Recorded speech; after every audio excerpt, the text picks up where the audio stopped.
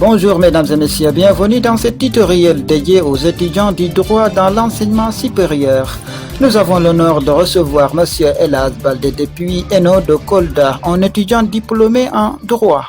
Bonjour chers étudiants et étudiantes, je m'appelle Elhadj Baldé, je suis diplômé en droit public spécialisé en relations internationales. Messieurs les étudiants, aujourd'hui j'ai un grand plaisir vraiment d'apporter certaines réponses à travers les questions qui vous permettent vraiment d'avoir des bonnes notes ou autrement dit d'avoir des bonnes capacités en matière de la dissertation juridique. C'est-à-dire comment peut-on réussir à un sujet de dissertation juridique, qu'est-ce que la dissertation juridique et quelles sont les étapes de la dissertation juridique. Voilà, mes chers étudiants, donc comme je t'ai dit tantôt, je vais essayer d'apporter certaines tentatives de réponse à travers vraiment qu'est-ce qu'on appelle la dissertation juridique. Qu'est-ce que la dissertation juridique? La dissertation juridique est avant tout un exercice théorique qui permet d'apprécier les capacités d'argumentation et d'organisation des connaissances de l'étudiant. Voici la définition de la dissertation juridique.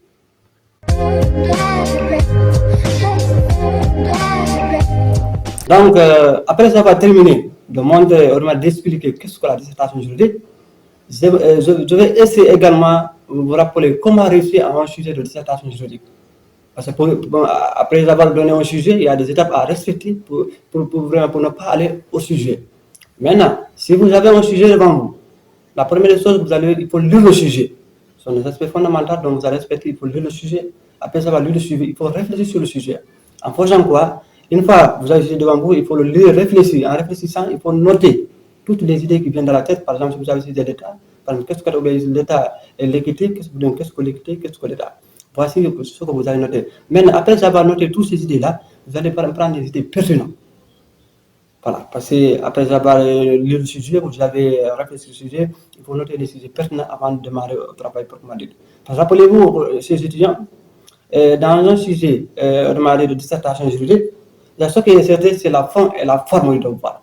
Mais les étudiants en première année, on les conseille, bon, ce qui est important d'abord, c'est la forme du devoir. Est-ce que l'étudiant a respecté vraiment la mesure juridique de A à Z? Après la forme du devoir, maintenant on prend le fond.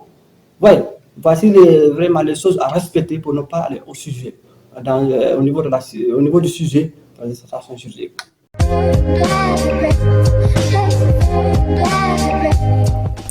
Voilà, après avoir donné les conseils, après avoir donné qu'est-ce que la dissertation juridique, après avoir donné également les conseils comment réussir à un sujet de dissertation juridique, j'aimerais également vous donner quelles sont les étapes de la dissertation juridique.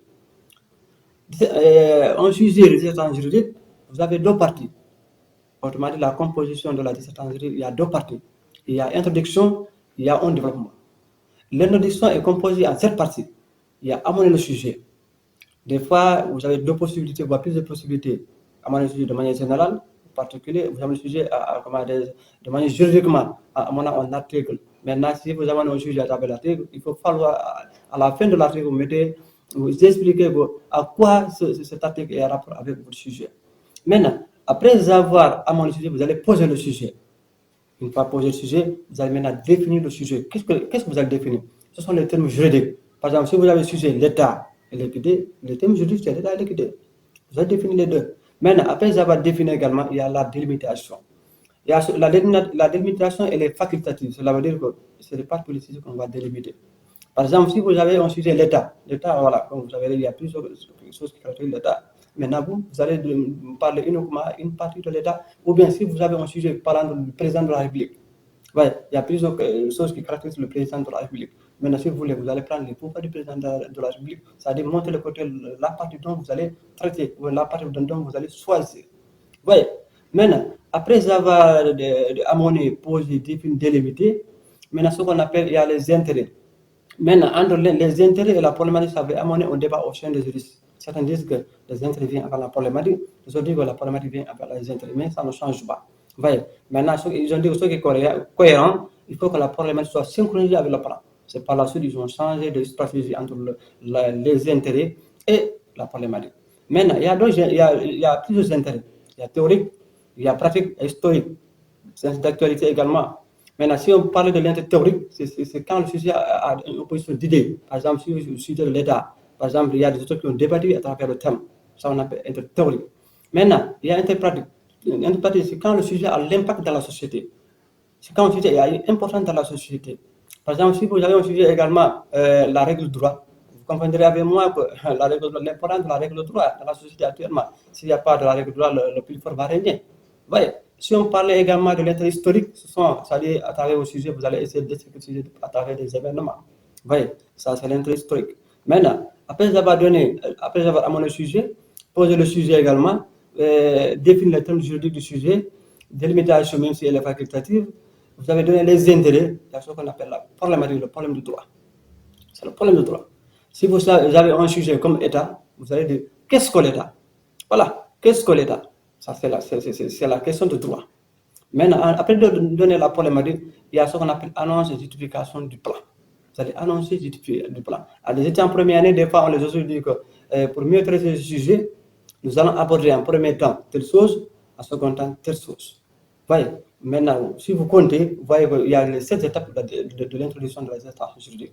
Maintenant, après avoir montré l'introduction de la dissertation juridique, il y a ce qu'on appelle le développement. Le développement au niveau du sujet, au niveau de la dissertation juridique, si vous savez, le développement est constitué en 2 parties. Il y a grand 1, A et B, grand 2, A et B. Maintenant, si une fois vous écrivez grand 1, avant de venir à A et B, vous allez faire des phrases de transition, on va dire certaines conclusions partielles qui vont combiner entre A et B. Maintenant, après ça va terminer de développer A, vous allez encore donner une conclusion partielle avant de venir B. Maintenant, si vous terminez également B, vous allez faire une conclusion partielle qui va combiner entre A et B pour avant de venir en grand 2. Maintenant, vous allez écrire grand 2. Maintenant, si vous terminez également grand 2, vous allez encore faire une phase de transition pour cumuler A et B. Il n'y a pas de la conclusion. En droit, la conclusion est déconseillée. Ça veut dire que, mais il y a des fois des titres qui vous disent qu'il faut faire la conclusion. Si vous faites la conclusion, ce n'est pas résumé ce que vous avez fait dans votre travail, mais également essayer d'apporter un autre sujet qui a rapport à travers votre thème. Vous voyez, d'actualité. Voilà, voici les étapes de la dissertation juridique. Par exemple, si vous avez un sujet, comme je dis tantôt, l'État, vous allez dire qu'est-ce que l'État? Vous voyez, qu'est-ce que l'État? Et en grand temps, on vous a donné les critères de définition de l'État. Vous voyez, maintenant, A, vous allez donner les critères sociologiques de l'État. Dans ce cas, vous allez définir de manière sociologique. Vous voyez, maintenant, après d'avoir donné en A les critères sociologiques, en B, vous avez les critères juridiques de l'État. Dans ce cas, vous allez définir l'État de manière juridique. Par exemple, vous avez dit l'État est un regroupement d'individus politiquement organisés, géographiquement localisés, qui a pour sociologique une nation. Voilà, ça fait partie aussi de la définition juridique de l'État. Maintenant, après avoir donné ces définitions également, vous allez donner en grandeur les formes d'État.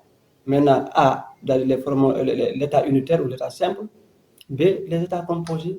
Voici vraiment les étapes fondamentales de la dissertation juridique. Les états de droit, vous avez l'obligation à respecter ça. Vous ne pouvez pas être un bon juriste tant que vous ne maîtrisez pas la méthode juridique. Vous ne pouvez pas être un juriste tant que vous ne maîtrisez pas la méthode du cas pratique ni commentaire d'arrêt. Voici les étapes vraiment dont je voulu vous apporter afin vraiment vous préparer vos examens. Mes chers étudiants également, si une fois vous avez des besoins, ici je viens de donner des explications dans le cadre de la dissertation juridique. J'en ai d'autres vidéos qui parlent du cas pratique de commentaire d'arrêt, mais n'hésitez pas de m'envoyer des messages à travers mon numéro qui est à YouTube et également essayez d'aimer la page de YouTube. Dans ce cas, vous me contacterez dans tous les domaines, dans WhatsApp, partout, je serai disponible pour vous. On se donne rendez-vous à la prochaine. N'oubliez pas d'abonner à ma chaîne et activer la cloche de notification pour ne pas rater à mes prochaines vidéos.